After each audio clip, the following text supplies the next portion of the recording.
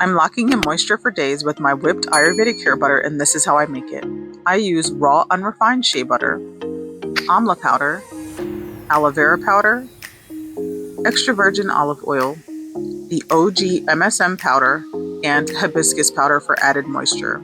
I choose to cut up the shea butter into chunks in a bowl that I do not care about.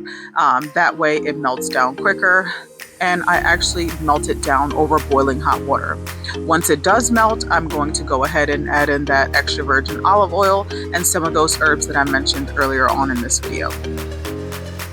Going in with the amla powder, the aloe vera powder, the hibiscus powder, and 2 scoops of that MSM powder.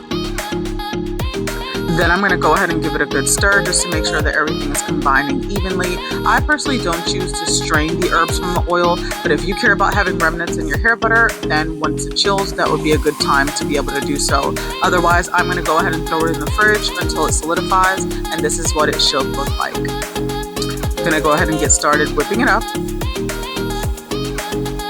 For me, this is about halfway through, and I personally am looking for a specific consistency, but if you like a thicker butter, you can stop here. This is about where I would stop now. I'm looking for that creamy, soft, butter-like texture that melts into my hair easily.